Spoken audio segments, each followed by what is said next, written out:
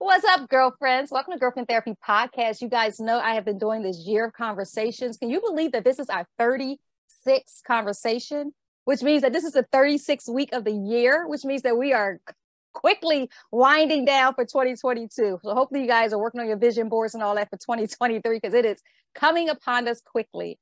But I am so excited to have my lovely, beautiful guest, Ms. Lena Shefke. She is an influencer. We actually met through our Locs journey. Lena, welcome, welcome, welcome.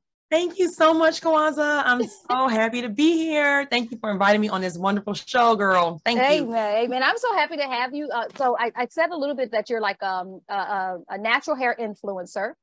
Have an amazing YouTube channel. I was just telling you, I've been binging your videos. Lena's Lovely Locs. You guys make sure you go out and follow her. She does a lot with her hair, and I'm always telling people like, oh, you just watch some videos. And so I'm pointing you guys to Lena's Lovely Locs. She talks all about the natural hair journey. And I want to talk about that today. We're both Locs sisters, and we met actually through some of the Sister Loc groups. Yes. And I'm always commenting on your hair, and you're very engaging in those spaces. So. Thank you. I try to be. Yeah, I forget what question you were asking a few weeks ago, and I was like, I would love to have you on a podcast if you're willing. I think it was. I remember that conversation. I think it was. Did I save money getting Locs? Yes. So that's going to. We'll probably get to that conversation because that was really insightful for me. But I just wanted us to kick off. We're going to talk about life. We're going to talk about being natural sisters, the Sister Loc journey, and everything that it entails being an influencer and all that wonderful stuff. But I want to kick off the conversation just to ask you, why did you start your Sister Loc journey or your natural hair journey, wherever you want to start? Okay, so rewind back to 2 years ago, 2020.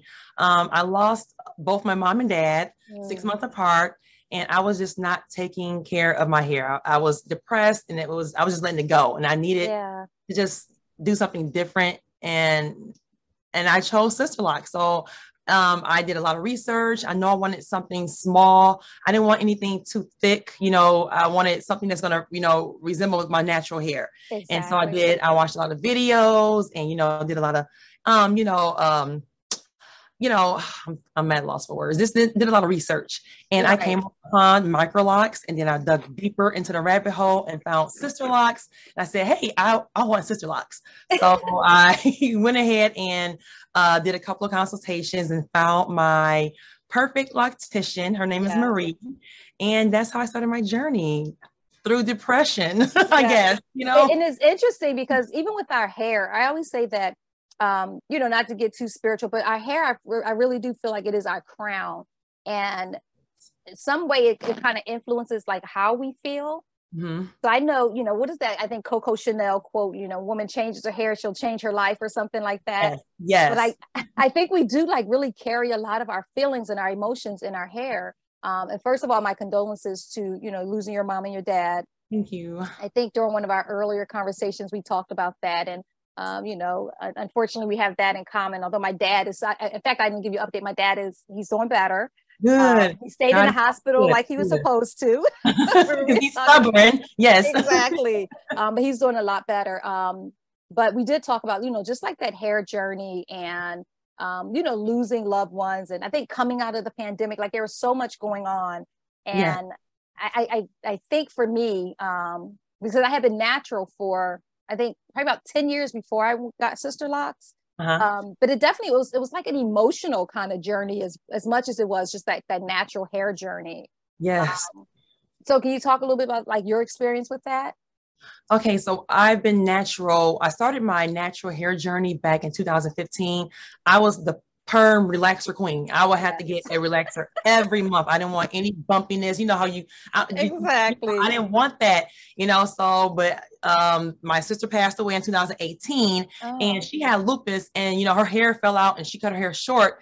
And, I was like, oh my goodness, I could never cut my hair short, and she did it. And that was inspiration, so I cut the perm off my hair and, had a little natural fro for about 5 years. And then, that's when 2020 happened. And I said, I need a change. I need a change. So, I got my Sister Locs and everything. And it's been a journey. Yes.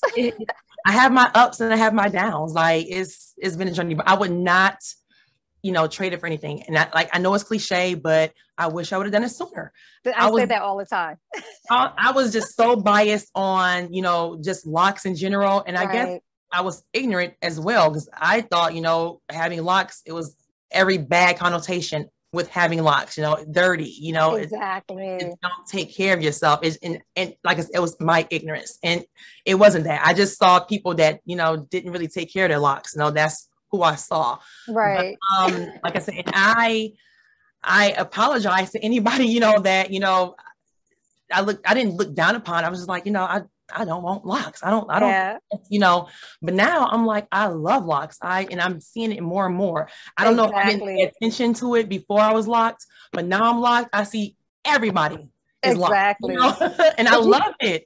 I think for me, I always thought, I always knew that I wanted to get locks, but I had no idea about sister locks. But I always thought that I would get traditional locks at some point in my life. I always thought that when I turn 50, I'll get traditional locks and probably wear them until I'm 65, and then I'll cut my hair and go all Camille Cosby on everybody.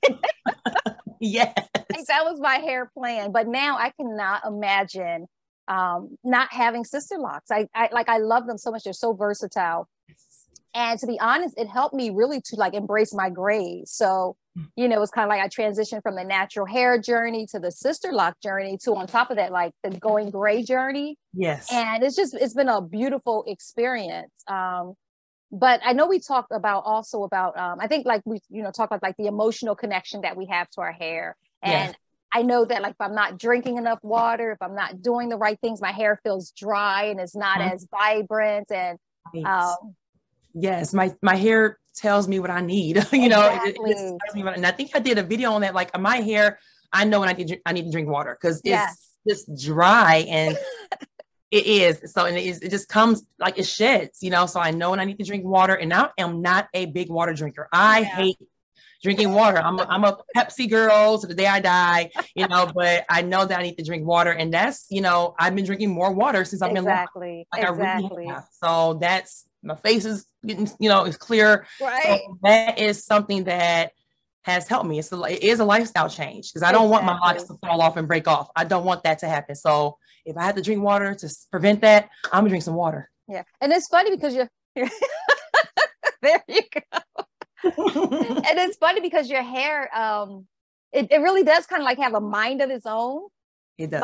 My hair, I remember when I first got locked, I used to always wear my hair in a French twist. And I seen on one of your videos, you had your hair French twist. I was like, that's so cute. But I was, I thought that I would French twist my hair and kind of wear it that way. And as soon as I pulled my hair, it was like, no, ma'am. It was just ached. It was just uncomfortable. And I was like, okay, you don't want a French twist. Yes. I talk to my hair, okay, what are we doing today? Oh my God, I talk to my hair too. Oh, I talk to my hair. No, come on, baby girl. Exactly. I talk to my hair. Okay, I don't feel bad now. Exactly. That was weird, but no. Okay. No. Good. And I tell my hair, I'm like, okay, I'm listening to you. You're running the show. What do you want to do today? Mm-hmm. And occasionally it'll let me put it up in a couple of, what I call astro puffs or whatever. Yes. But really, I don't do anything to my hair. But I want to talk about how did you go from or go into becoming a natural hair influencer? Oh my goodness. Decision? Okay, so I decided to just document my journey. I did not even come into this wanting to be popular or wanting to, I just wanted to document my journey and have it somewhere where I can look back on it. I did it for myself, but now I'm doing it for people that are, that are learning about or researching, because I found it so helpful looking at other videos. And I'm like, hey, maybe I can, help someone. So, but yeah, when I first started, it was not for anyone else. It was really for me, I wanted to see, what I can do. And that's how it came about. And I am so grateful and so, thankful for the subscribers and you and everyone that watch my videos and subscribe. And it just is taking off. So yeah. And I think it probably, I would imagine that it probably makes you more of a relationship with your hair, because now you have this you know, this viewership and this expectation of videos, and so now you're more engaged with your hair, which right. I think is a great thing. It's a good thing. And it also can be, you know, daunting, like, because I want to, you know, keep up, you know, with the videos and things. Right. And sometimes I just don't have the energy to like film or edit, you know. And so, but I want people to know what's going on with my hair, and I want to show them. And also, like, I also look back at my videos like, wow, like my hair really grew, like, you know, it really grew. So that is like the main point. I like to look back and see how, you know, much it transformed. And that's why I encourage everyone, document your journey. If you don't want to put a YouTube channel on, you just take pictures, you know, or things like that. Exactly. No, and I think especially like even in the sister lock groups that we follow, I love to see people like, you know, my 3-year lock anniversary or my 2-year lock. And that's always so inspiring. Like, oh, wow. Like, yes. You know, what is my hair going to look like when it turns 3? You know, I know. Yes. And I love seeing the transformations. I love seeing first week to 2 years, or, you know, first week to 6 months. I love seeing that because people don't think that their hair is growing or flourishing. And it really is, you know, you have to take pictures and document. So I love that. I love the YouTube, the Facebook groups. I love looking at the pictures and everything. I love it. Now, how has I guess being sister lock, how has it helped with like your esteem? Has it esteemed you any, or how do you notice a change or a difference? That's a good question. I don't know. Like, I mean, truthfully, I've always had low self-esteem. I was bullied as a kid, you know, because I'm tall, I'm 6'1", so I was always a tall girl, skinny girl. So I was always, you know, made fun of, and, you know, and I didn't appreciate my tallness or, you know, my features until, you know, I got into college, you know. I was, you know, and now like I appreciate it more. And, you know, I don't know. That's a good question. I don't know. I guess it helped me, you know, I guess it has, but yeah, I still have that doubt sometimes, like, you know, is my hair good enough? Am I good enough? You know, am I pretty, you know, like, you know, I still have those, you know, doubts, and I know I don't need to, but no, like when I say, I'm like, you're absolutely gorgeous, first of all. Thank you. And then you can just even tell like your just your energy and your spirit, like through your videos, you just seem so down to earth and so much fun. And thank you. I'm nervous right now. We talked about it, but yeah, like seriously, that's like it's PTSD. Like I was talking, you know, it was I wasn't, you know, beat up on, but you know, girls are mean, you know, girls and boys, their children are cruel. So, you know, just growing up, you know, just constantly, you know, being talked about with my height and things like that. And, you know, I had to buck teeth, and I was a weird, awkward girl. Right. You know, so, and that carried on into adulthood, and I don't know how to let that go, you know, sometimes. So yeah, which is interesting because I know you posted a picture of your younger self, and I was like, oh my gosh, she's so adorable, and it actually inspired me to post a picture of my younger self. Because I think there's something you know, for all of us, as we just kind of continue this journey of life, there are so many things that we do that we like. For me, I always have to tap in with myself, like, okay, how do I feel? Like that's a huge part of my daily you know, kind of engagement with myself. It's just to really like, okay, how do you feel? And if I feel like anxious, it's like, okay, why are you anxious? And so the other day when I seen your picture, I was like, oh my God. I think I posted something like a young princess grew up to be a beautiful queen. And I think you're so sweet. Like, I think you're absolutely beautiful. So thank you. I appreciate that. Like, and I believe it. I believe what you say, but like I said, after years of just saying the opposite, people, you know, I have to love myself better. And like, I'm 41 years old, and I'm still having these, you know, these doubts. I'm learning. I'm still learning. I'm still growing. So yeah, thank you. And I asked the question because I think for me, my hair has taken over a life of its own. So I literally feel like everywhere I go, my hair is the star of the show. I don't think people see me. I think they just see my hair. Yes. And everywhere I go, it's like, oh, I love your hair. It's like, oh, thank you. Like no matter where I am. And I mean, like old people that you would think wouldn't like a hairstyle like this. Yes, I know. So it's really fascinating for me to kind of, like I said, kind of be I feel like a backseat driver to my hair. It's like my hair is leading the show, and I'm just coming along with it. Are you fine with that? I don't know. I don't know how like some days it's like, I don't think people see me at all. Like, I can't explain it. Yeah. But I'm used to, I think maybe this is it. And I'm not to sound vain or anything, but I'm used to being at least cute and people seeing like, oh, she's cute, you know? Yeah. But now I don't even think they see that. I think they just see hair. Hair.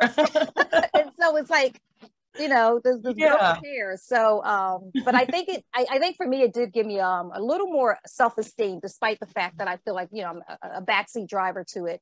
I think it has really esteemed me. Like I turned 50 this year. Oh my last year. Where? 50? I know, right? You look wonderful. Oh my goodness. and it was like, even going into 50, like looking at myself, I'm like, okay, I feel fine. And I think a lot of it has to do with my hair. Because honestly, I think coming out of, so I got my sister locks in 2021. Okay. Yeah, July 2021. And I remember going into like the pandemic, and I was just wearing like my hair in a puff like all the time. And I was just so tired of just the puff. And I didn't know what else to do with it. And, you know, when I wore the twist out, it was just felt like it was so much work. That's why I thought your video, the one, you know, where I commented on, that's why I thought that video was so good, because, you know, it's kind of the question of, okay, am I saving money? And or am I saving money, or am I saving time? It was kind of like, you know, that kind of question that you had to ask yourself. Yes. I think for sure I have saved time. I have too, because I didn't save no money. That's something I don't think I saved. I did not definitely save time. Yes. But and I know we also talked about, so I guess, you know, being a YouTuber, especially when it comes to your hair. Yes. There are a lot of, you know, YouTubers that I've followed over the years. Like when I was first going natural, there were YouTubers who were, you know, my natural hair journey, and you kind of followed them along. Yep. And some of them, like there's one girl in particular that I follow, you know, her hair was just huge and beautiful. Yeah. And then I think the more she started doing to her hair, like you can just tell that it was getting damaged. And so now I kind of see her now, and I'm just like wow, her hair, like she's dyed it and put color on it and all kind of stuff. And now it's just not the big, beautiful locks locks of hair, rather, not locks, you know, that it was when she began. So I imagine, you know, being an influencer and always having to figure out like what to do with your hair. Is that like a challenge that you face? It is. That's why I post very sparingly, because I'm like, I guess it's burnout, because I don't want to do too much to my hair. Like that's the whole point of getting locks, so you don't have to do too much to your hair. And I see, like, you know, and it's beautiful. I see, you know, the other lock stars, they're doing different, you know, styles and all that stuff, manipulation. I don't want to do that. I'm lazy. You know, like I'm not trying to do that. Like the most I'm gonna do is what I've done, you know, what you've seen, you know. Exactly. But I don't. And that's what is also, you know, I guess a downfall, because I still want people to stay engaged. I don't want people to get bored with me, but I'm not trying to do too much to my hair, you know. So so I don't want them to expect, oh, she's about to dye her hair, or she's gonna you know, cut something. I'm not doing nothing I'm not doing that. So that's one, you know, I guess, you know, setback of, you know, trying to keep up with the times, I guess, or with everybody, because this is me. I'm not, no. And I see, and have you seen a lot of people like are cutting their sister locks off? Like, I don't know what that's about. I'm like, no. No. I don't want anybody to bash me here, but I'm like, oh, why are you cutting them off? And then you're putting weaves in your hair after you cut them off and doing all that stuff. Why? But I guess to each his own. Yeah. Conversation, I guess. But yeah, so I'm just like, this is it, Kwanza. I'm not. I don't do nothing else. But you know what I honestly think, Lena? I think that as I don't know if other women in other, you know, ethnic groups, but I think as Black women, we're so used to having our hands in our hair. Yes. I can remember as a little girl, you know, trying to put your own ponytails in. Like there's always this fascination that I can say for me, the women that I know have always had this fascination, with their hair. And so there's always your hands in your hair. And I remember when I first joined one of the groups, you know, one girl was like, what are some hairstyles? And I was like, I just kind of find if you leave it alone, like it does fine. But I think people have this, just this tendency to just always have their hands in their hair. And this is such a low maintenance. Well, I'm not styling my hair, but I'm pulling my hair out, but we'll get to that later. Well, we can jump into that. But for me, like, this is such a low maintenance style for me. I mean, I literally, when I tell you I don't do anything, I don't do anything. I go get it done every 5 weeks and let my loctician deal with it. But in between that, you know, that middle part is where it's at, and the most I do is fluff it out. It is so fluffy, girl. Like, seriously. It is beautiful. Oh my goodness. Thank you so much. So let's tell me a little bit more. I know you were talking about like your hair and the health of it and all that. Well, like I said, you know, I have depression and I have anxiety. But I've always touched my hair. I've always just, even as a kid, like, I think I can find pictures. Like, I would just pull out the sides of my hair and I would be bald. Wow. And bald on the side, and the back was just gone.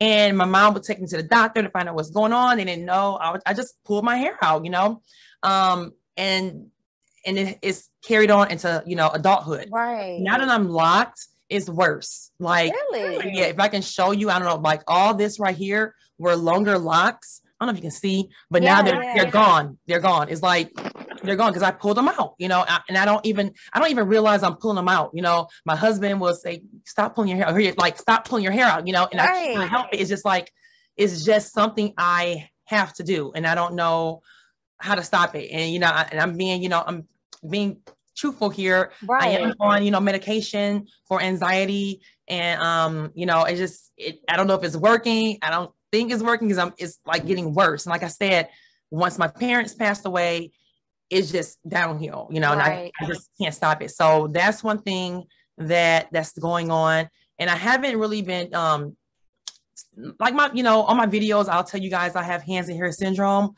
but it's bad. You know, it's bad. Like, if you, like, people get my locks are really not, if you look at them, they're bad. They're coming out, you know, because I'm touching them and I'm pulling them out and I can't help it. So, So when you say you pull, are you like twisting, or are you just like? No, I'm just like, when you get to the end of your lock, can you feel like fairy knots? Like, you can feel like, So though I had to pull those fairy knots out. Like, I'll sit there and like, I'm just like this, like pulling them out. And I swear to God, I've touched every lock in my head. Wow. I've touched every lock in my head, and it's bad. Like, I'm pulling out right now. I'm causing holes in my lock, and it's me. You know, I know it's not my loctician. It's me. I'm going in there and like separating the lock and making a hole in it so I can unravel it and pull it out. And I don't know how to stop. So like, you know, and it's getting worse and it's getting worse and it's getting worse. And I just need to, you know, stop. You know, I got my retie done last night, and she told me, like, you know, what's going on this side? It's, you know, it's thin, you know? So I don't know what to do. I don't know how to stop it. So is it like like a nervous impulse kind of thing? Mm-hmm. Especially when I'm like anxious, you know, or, you know, anything like I don't even, like I said, know I'm doing it in the car. I'm sitting there in the car, just, you know, and like, I see that a lot. I'll see people with locks, so just, you know, mess with their hair, but they're pulling it out. Like, I'm pulling it out. Like, but yeah, that's one thing that's going on with my locks. Right. Wow. Now you talk about, like, I guess, like the anxiety and depression. Did that come as a result of, like, you know, losing your parents and your sister? I mean, that was a lot of loss in, you know, a short amount of time. Yes. I have always been a worrier. Like, I am the worrier of my family, because it seems like no one else worries. So I have to worry. And so, you know, when my sister fell ill with lupus, and, you know, that, you know, triggered it, and then, you know, my parents passed away. I'm like, you know, I'm not going to say I didn't go crazy, but, you know, I dang on here, you know, like, you know, it was just losing those important people, that support system. I didn't know what else to do, you know. So this is soothing to me. It calms me down, you know, and it also hurts me, you know. Right. So I don't know how to find the healthy balance of it, but I do when I'm in a house, I do wear my bonnet around, so that stops me. Oh, okay. And my locks. But like I said, when I'm out in public or I'm working at school, I'm sitting there talking to my students, picking my locks out, you know. And sometimes the students are like, "Why, Miss Parrish, why are you touching your hair? You touch your hair all the time," and I don't even know that I'm doing it. You know, I'll stand up and like little, you know, hair is just falling down on the ground from me just picking my hair out. And wow. my hair should be, I swear, it should be longer than this. I've been locked for 2 years, it'd be 2 years in November. And I really think it should be longer than this, you know? But it looks so, like, it looks so beautiful and healthy. And you would, so I guess, you know, to the eye, you wouldn't be able to tell. Yeah. Thank you. I think it's interesting, you know, just to talk about like the loss. Cause I know when, I think I was sharing with you when my mom passed, I can't even explain it, but you know, you probably can relate. Yes. It just felt like the world was like swallowing me up. And it just felt like I was free falling, and I didn't know how to like kind of get my balance. Right. So I would literally just kind of almost ball up, and I would get like in the guest bathroom, like in the tub, which is like a regular normal size house tub. Right. And I was just sitting there because it reminded me of like my childhood home, and just the smallness of it just felt familiar. More safe. Yeah. And so I can certainly relate to just like losing that support system and trying to figure out like your footing and your balance. And then, you know, for you to have had loss back to back, I couldn't even imagine that. So I'm sure there was very hard. It's so difficult, you know, and I still, you know, can't even talk about them without, you know, getting upset. Yeah. You know, I just can't. And then it'll start a whole, you know, snowball effect of me, you know, pulling my hair out again, you know. So it is so hard. Like death is hard for everyone, you know. You never be prepared for it. You ever be prepared for it. But you know, I guess this is just something, you know, I have to. I don't want to live with this. I don't want to, you know. I don't want to. Right. I understand that. I don't know, you know, what to do, and I know that therapy is so good, and I need that. So do you go to therapy? You know what? When my parents first, my dad passed away first in January of 2020. Then my mom passed away in June of 2020, and that's when I sought out a therapist. Okay. But he was a Indian man, and I don't think he could relate to what I was going through. And I think he was just trying to push medication on me. And at the time, I didn't want medication. I wanted someone to talk to, you know. So, and the African American female therapists were not available at the time. You know, they were booked because, you know, it was COVID. Exactly. Right. You know? So no, I haven't had therapy the way I wanted it with the person I want. Exactly. You know, I'm more a Black female therapist. That's what I want, you know, and that's what I think can relate, you know. Exactly. And it's interesting because I think that relationship, like that patient therapist relationship, is so important. So I went through like a traditional therapist, and oddly enough, both of my therapists were white women, but went through like a traditional therapist, and we worked together for years. And then as life got more stressful, I noticed she was kind of like trying to push more medication, and I was like, I just don't want to do that. Right. And I was like, because I'm more like a talk through it kind of person. Like I'm really like, I have to solve it, or at least solve it to a place where I feel comfortable.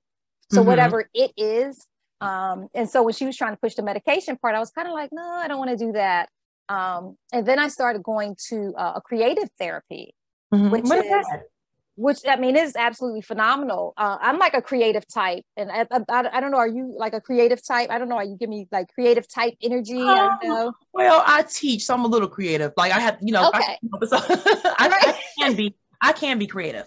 Yeah. So with me, I'm like an artist, I'm a writer, just everything creative. And the creative therapist, she's kind of like, you know, in my day-to-day life, everything is so structured. And she was like, you have to create space for your creative energy to, you know, kind of put that into something. Yeah. Because for me, that was like, there wasn't a space for it. So I was starting to feel really anxious and really antsy, and I didn't understand why. So now I kind of take time. She's like, every day do something creative, whether it's dancing to music, whether it's singing, and I can't sing, but I, you know, when I drive, so I like to have music going, whether I'm journaling or writing or drawing or just something creative, I have to dedicate some time for that. And it's helpful because it gives you, in fact, I'll share this. When I first went to, my traditional therapist, I was going to her. And then my husband and I actually went to her for marriage counseling when my last child, my daughter, went off to college. So now we were like empty nesters, and he had this idea of what empty nesting was going to look like. I had a different idea. So we ended up going to therapy, and it was the best thing ever. And so then, we stayed in touch with the therapist throughout the years, and I would, occasionally get back on her books if something was really going on, if there was like work stuff or family stuff or whatever. And in 2018, I had it was like trauma after trauma after trauma, and all of it wasn't like death. So like in, I think the early part of the year, I had a cousin who died of a drug overdose. Then my father-in-law went missing, and he was found, and he had passed away. I had a coworker who was murdered. It was like boom, boom, boom. Like by that first quarter of the year, it was just like, and then our dog, it was like that first quarter of the year of 2018 was like a nightmare. Yeah. And then I connected with the therapist, and she was like, yeah, it's like your mind it was like when you go through emotional trauma, it's almost like you had a brain injury, is how she described it. Right. She was like, because that side of your brain is constantly dealing with trauma. Yes. And she's like, so you have to create space to in fact, what happened was I just started drawing, and I didn't want to do anything but draw. It was the weirdest thing. I would go to work, and I would come home, and I would just draw until it was time to go to bed. Wow. And so when I went to see her, I was like, all I want to do is draw. And she was like, yeah, that's because your body is compensating for the pain and like the brain injury, the emotions that you're going through. And the way she explained it, it was like, what? Like, it was just so amazing. Yeah. And so she was the first one to recommend that I do creative therapy. And she put me in touch with the creative therapist that I go to now. But I didn't go to her, immediately. I actually just started with her probably the beginning of this year. And it has been amazing. And then on top of that, like there was still like a lot of just stress. Like life was just stressful. Yes. So probably, I think I shared with you, I'm like working on a PhD program, and then my job was incredibly stressful. So I just kind of finished the coursework of my PhD program. Newsflash, I actually just got laid off from my job like last week. So, oh my gosh. Yeah, no worries. This is literally the first time I'm saying it in public. But I'm like, once that, like the week before that happened, or probably a few weeks before that happened, I was like trying everything. I went to my doctor, and I was like, I need something. Like, I feel like I'm like this all the time. Yes. And my doctor, he's like a naturalist, so he hates to prescribe medication. I was like, look, doc, can you like give me a Valium or something? Like, yes, and calm down. Yes. And he was like, well, I'm going to give you some Valium, but I will not prescribe like, I'm not going to prescribe it again. I'm like, okay. So then I got home, and I was kind of like, man, do I really want to like take a Valium? Like, I don't know how this is going to make me feel.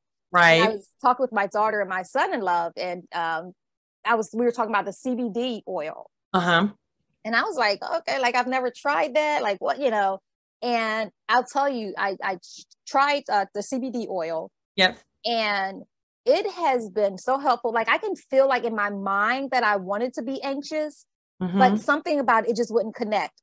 So there was like that immediate feeling of anxiety, but the point where it kind of connected, it just wouldn't connect. Wow. And I can't even explain it, but you know how anxiety kind of is it starts like as a quiver for me. And then it comes to like this point where it's just like, okay, I'm full blown anxious. But so I can kind of feel the quiver, but it dissipates. And I was like, man. Wow. So I was doing like the CBD oil. And then I'll tell you, last Tuesday, I actually got the call that, that my company was downsizing or whatever, and I made the cut. Right? Yeah. But when I tell you, I am at so much peace. I have not had anxiety. I have not taken CBD oil since that Monday before I was let go. So when I kind of do the assessment, it really was like my job was just stressing me the heck out. And there was no other reason. There was no other excuse. Like there was nothing else but just being in a job that I was not excited about. Right. And so, I was thinking about that today. So that was really helpful for me. I think pinpointing like, where is the stress and anxiety coming from? You got me thinking. Yeah. Like teaching, like being like when I go drive into the parking lot of my Oh school, my gosh. I get anxiety. Like, what is going to happen today? What am I going to walk into today? And like I said, I love teaching, but I love teaching, but I hate being a teacher. I don't know that makes sense. But Yeah. and I think maybe that's it. I was telling my husband, like, I think I'm ready to get out the profession. Like, I think I'm ready because it is stressing me out. It really is. And I don't want to get to the point where I don't care, you know, and Exactly. I'm kind of getting to that point, and it's not fair to the students. It's not fair to me. So that's something I need to really sleep on and pray on, because it's really taking a toll on me. Like, I don't see myself doing this for another 20 years, you know. I can't, you know. No, I have high blood pressure, you know, and so I need to be there for my family. You know, I have 3 sons, I have my husband, I have to be there for them. So you got me thinking, like, maybe and it's my job. It's interesting because I had high blood pressure as well, like coming out of the pandemic, because I think because I was like so inactive, but you know, my blood pressure was high, and it's like, why can't I get and I would have headaches. Like, it was a mess. Yes. And I tell you, it's like, I had, you know, coworkers was reaching out to me like, oh my God, I'm so sorry. I'm like, no, trust me, it is all good over here. Like, I have never felt better. I've never felt like, I have not felt clearer. Working on my PhD, I'm like having to write my prospectus. And I was telling my husband, I said, I can't even, like, I feel like my mind was divided. Yeah. Like, I can't even, I couldn't even really kind of connect to anything that I had to do. I always felt like part of me was over here, another part was here. And then once that job part, I mean, I was able to like write my abstract and my outline for my perspective. It was like the world had just opened up for me. Yeah, I get it. Seriously, I get it. Yeah. Oh my gosh, that's so crazy. I can see clearly now, like the song. I can see clearly now. Exactly. But then a funny thing, like, I always say that I'm like problem solution. And so I'm always really sensitive when I am struggling with something. Like, there's always this, you know, like this, what is that? Like, what's going on, you know? And I spend a lot of time, just like I talk to my hair, I spend a lot of time like talking to myself. Like I said, I check in with myself. Like, okay, Kwanza, how do you feel? Like, I would literally say, how do you feel? As if I'm asking somebody else. Yeah. And then I answer like, oh, no, let me, you know, I think I'm okay, you know, and I'll kind of go through that. And I'll like really just kind of from my head and just kind of start doing like a mental body scan. Like, okay, I don't feel any pain. You know, I don't have a headache. Like, wow, I haven't had a headache in a week. Like, you know, I haven't felt anxious in 3 days, you know, is like kind of going through that whole assessment. But I don't know. I think there really is something to be said. I think about just the stresses of life. Yes. And not to jump, you know, on that path, but I think that's an important thing to talk about, is that like I was sharing with my daughter, like, you know, being careful to not go from one stress to another. Because I think sometimes we build up that kind of like, it becomes like a part of our personality, is like, I'm going to stress about this and now that. And once that's solved, or I'm going to stress about this. Right. And it's like getting out of that habit. Yeah. You're so used to stressing that when you're stressing, it just feels like, you know, feels alien, you know, like, exactly. Wow, this is how it's supposed to feel, you know, like, so yes, I get it. I get that. And then you don't even realize, I was telling my husband too, I said, like, you don't realize the burden that you're carrying until it's taken off, and you're just like, oh my, like, I feel so much lighter. Like, I feel a little more flexible, and you know. Yes, that is. You don't realize that. I have that albatross off my back. Exactly. Yeah. But I think like our hair, I think everything within us, you know, kind of communicates and talks to each other. And, you know, we can take the time to just kind of listen and you know, check in with ourselves. I think sometimes that can be helpful. Yes. You know, and that's so funny you said that, because I have a student that he needs to have like a check-in, check-out. He has to, before he comes to class, he has to see someone to check in and see how he's doing. How's your day going? He's like, and like, we need that as adults as well, you know? Exactly.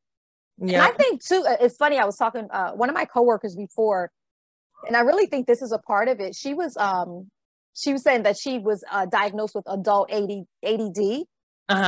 And she said that it was kind of like that cycle of, I guess, anxiety. It was just like the cycle that she was constantly on. Yeah. But then she said when she got like the ADD medication, like everything else kind of subsided. Wow. Because I think the ADHD was kind of caused the whatever feelings that she was having. And then that was make her anxious. And then she was, you know, it was like this, I can't think of what the feeling that she was having, but she's like, once she got that kind of diagnosis, she can go back and remember when she was a kid.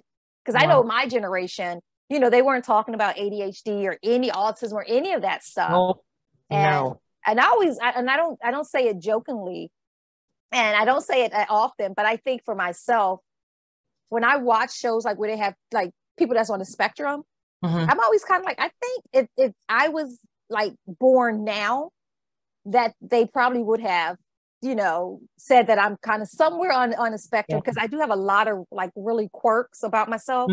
Not anything that's, you know, debilitating or, you know, really noticeable, but I notice them. And there are certain things that I have to do to kind of like calm myself down, or like, remember they had like the little spin rings? Oh, the fidget spinners. Oh my God. Oh my God. That thing was amazing for me. Like I still have I was looking on my desk. I thought it was, I was looking at my desk. I thought I had it near me, but that thing was like the best thing ever for me. And I guess that's how I feel with my hair. Like it stops my racing thoughts. You know, I don't have the racing thoughts. I'm just focused on, you know, this. And it, like I said, just the feel of my hair on my fingertips, and it really does calm me. Like it's like a security blanket, I guess. I don't know. But so have you ever tried the fidget thing? Yes, yes, I have. Like I even when I was teaching, and all the kids had the fidget spinners and they had all of that. So yes, I tried the fidget spinners, and it is interesting, just that sound and the weight of it. Exactly. Yes.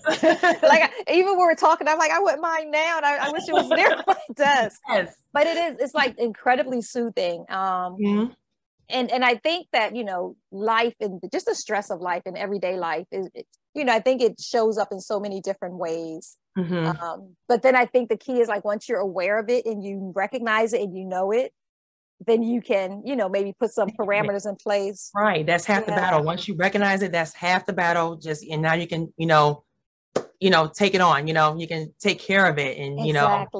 Yep.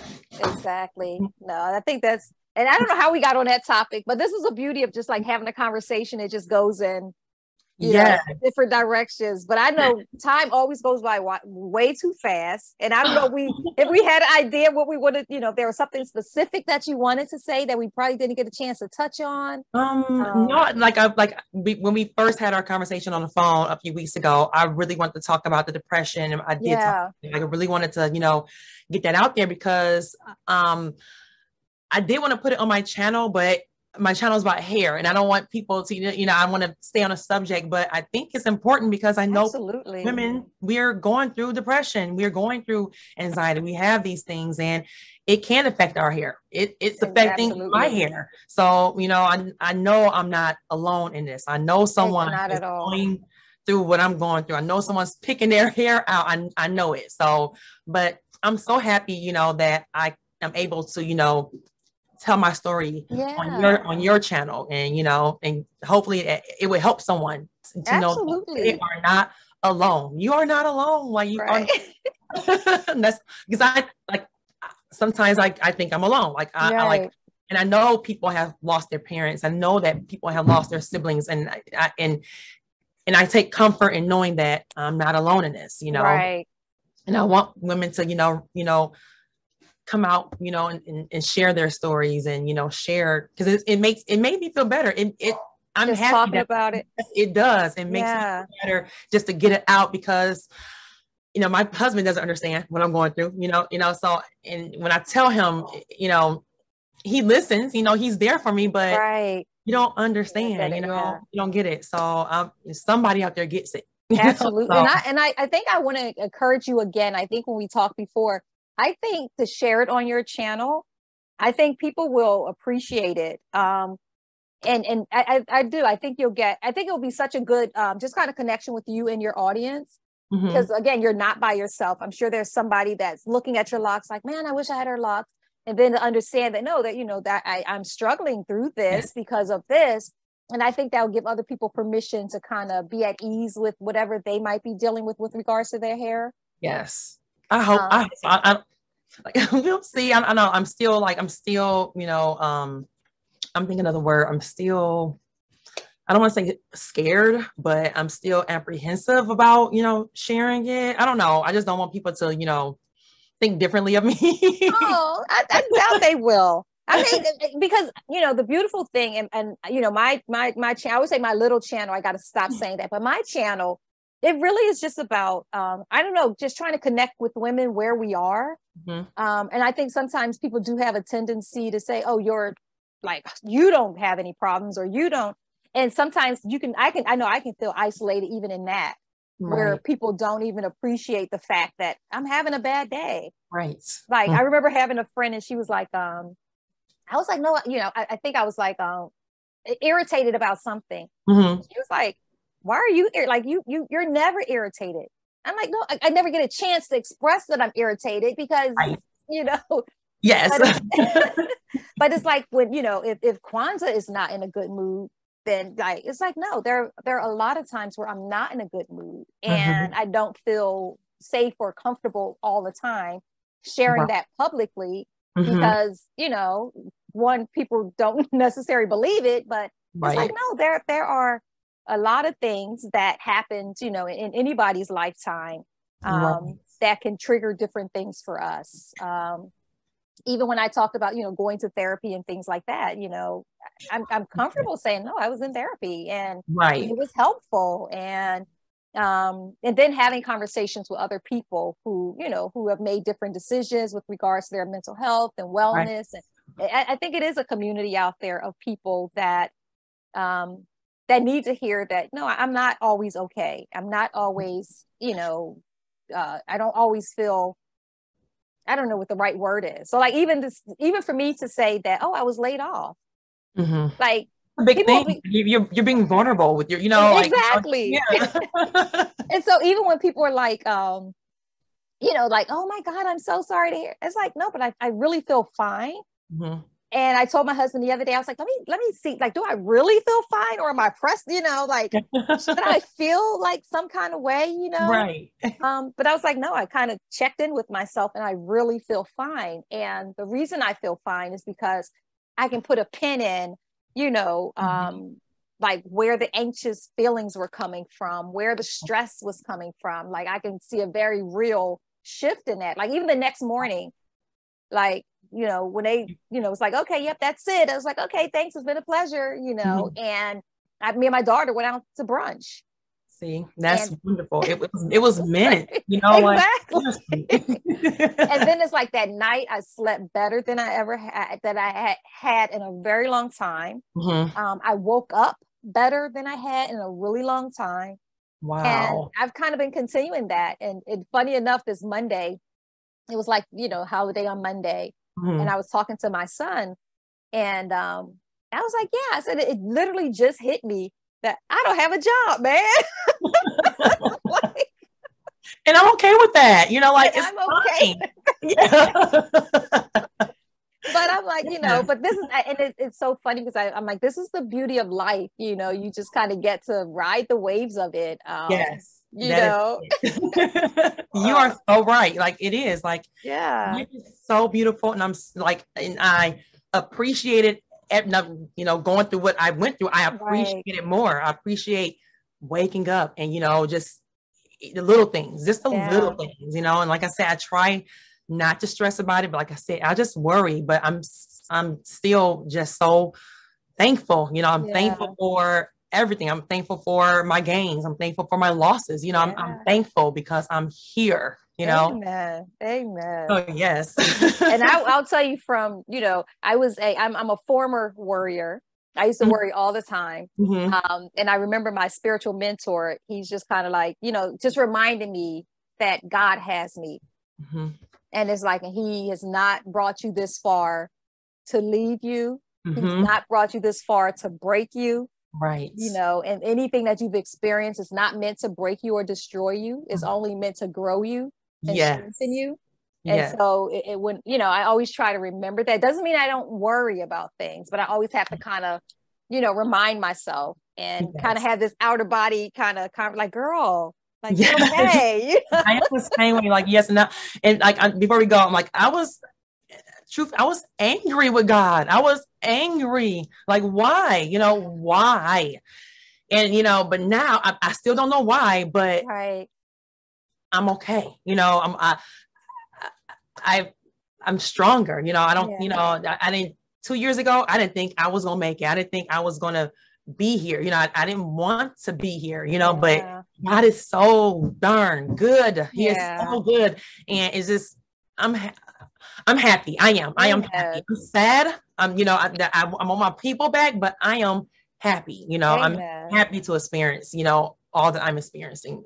It's for a reason. Exactly. And I always look at it, for me, it's like my mom's been gone for about 1.5 years now. And I still wake up and be like, oh, I just miss my mother. Like, I just miss her. Yes. And I'm not going to pretend that the world is still not dim. Like, because there's just always be dim. Right.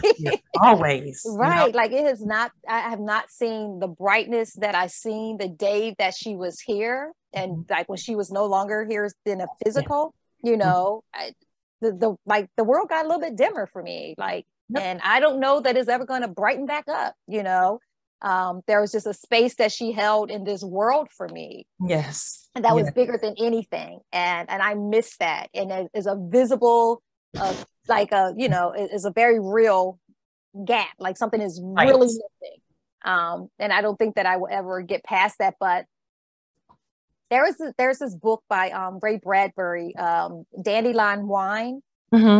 And there's a scene in there where it's the grandmother, and she is, she's kind of in the living room with her family, and she's watching everybody, and she's just kind of like, okay, like, everybody's good. And, the daughters are in the kitchen cooking, and she goes upstairs, and it's just this beautiful story about her preparing to go on. Transition. The transition. And when I tell you that story, it healed something in me. You give me that book. I'm a reader. Me so too. Yes. Yes. So I'll send you the link to it, but it's Ray Bradbury, Dandelion Wine. And it is a scene in there. And I think that semester, because I read it for class, and that semester, I wrote this, my essay on death. Yeah. And it was one of the most, therapeutic writings that I had ever done. So I'll definitely make sure you get the link to that book. But just that section there was just absolutely, it was so beautifully written. And it really was just very healing, because it reminds you of this, this transcendent kind of process, like that death is indeed a part of life, and it is a transition. And, the spirit doesn't die. It's just like the body. And so just knowing that, and I'll share this with you, and I know we'll probably take 2 more minutes. But I know when my mom passed, I kept trying to see, like, I would see her in my dreams, but I could never see her. Oh my God. I was like, I want to see her, but she would be in my dream, but she was always like, either her back was to me, or I would get like just a side view. But whenever I tried to go in front of her, just like to see her face, I would wake up. Wow. And I'm not, so I tried to, understand, like, what does that mean? Like, why is she in my dreams, but I'm not able to see her? And I never forget, I read through something, and it was saying that when a loved one, visits you in your dreams, but you're not able to look at them, is because they're still doing work here on earth. Wow. And I'm about to cry right now, but that was just so, that was so beautiful for me. And I'll tell you, it probably was about 8 or 10 months later, after my mom passed, that I was actually able to see her face. Wow. And I was like, okay. Yeah. So God, that's so deep. Like, I still ask, like, come to me in my dreams, come visit me. I still ask that, like, still, like, she's come to me one time, and that's it, like, please, like I said, when she first passed away, I would go to sleep to try to remember her. I slept all the time because I would, remember her in my dreams. I would ask her to come. So I get it, Kwanza. I get it. Like, seriously. Oh my gosh. Yeah. Well, I don't know. I think we talked about so much, and you're in Michigan. Yeah, I'm in Detroit, Michigan. Detroit, Michigan. Yes. And I don't get to Detroit, Michigan, but there is a, what is it? Secret Society of Storytellers or something like that. In I Michigan? can't think of, yeah, there's a young lady out there, and I can't think of nothing, but she does like this, it's like a storytelling thing. I have like Master Storytellers, which is like the storytelling group that I have. Yeah. But she actually brings people on stage and they do storytelling. Like she'll have a theme. I'm going to send you a couple of links. I'm going to send you a link to that book, and I'm going to send you a link to this, because I've always said that I want to, you know, get on her stage and, oh, what is her name? Satori something. Is she on Instagram? She probably is. And I think it's the Society of Twisted Storytellers or something like that. I'll send you the link. Yes, please do. I'm interested in that. Yeah. So I was saying, if I make it to Detroit, Michigan, I'm going to certainly, you know, look you up and we'll have to connect. Yes. If you are ever in the DMV area, please let me know. I most definitely will, girl. But this will be the last time. And if you want to guest on your, you know, your Sister Loc journey page, I would love to come on and talk Sister Locs with you. I would love to. I would love to, girl. Yes. Thank you so much, Lena. This has been a great conversation. And I know that what I love about it did kind of go in different directions, which is the beauty of, you know, just it did. And I enjoyed it. Same here. Like it was really therapeutic, like talking to you, like just get out and like, you know, and you're so easy to talk to, like you are. Like you too. All my secrets, like seriously. It's funny. A lot of people are like, this is the first time I'm saying this. Yeah, like seriously, you should be a therapist, girl. Like I have to put that on my bucket list, perhaps. I don't know. But no, but I love talking, because I really do like the platform for Girlfriend Therapy, especially this particular, you know, part of the platform. Is, you know, the foundation scriptures, we overcome the enemy through the blood of the Lamb and through the words of our testimony. And I just really believe that our experiences are not for nothing, you know, that to the degree that we are vulnerable and available to share those experiences, I always say, you know, we break spells in that way, and we heal people, you know, heal their hurts in their heart, you know. And then also talking about it for ourselves is therapeutic and healing for us as well. So it is. And to be vulnerable is, you know, it's not a bad thing. It is not. It is not at all. and so learn so much about yourself. Exactly. And so now you know that you're the first person to hear, outside of my husband and my children and my best friend. Literally, there's only 3 other people that know. You're the first person to hear that I was laid off last week. So it is a job, not the job. Exactly. So, and like I said, you know, no worries here, but this has been so wonderful, Lena. Thank you so much. I feel like I can talk to you forever. Yes. But we do have each other's numbers, so we have to certainly stay in touch. And I'm going to ask you to hold on while I close us out. And then we'll hold on for a second. But thank you guys so much for joining us. I pray that this has been a blessing to you guys as we talk natural hair. Definitely go follow Lena on her YouTube channel, Lena's Lovely Locs. You guys will not be disappointed. She talks all about her hair journey. You guys probably tired of hearing me talk about mine, so hear it from someone else. Best decision ever. Yes.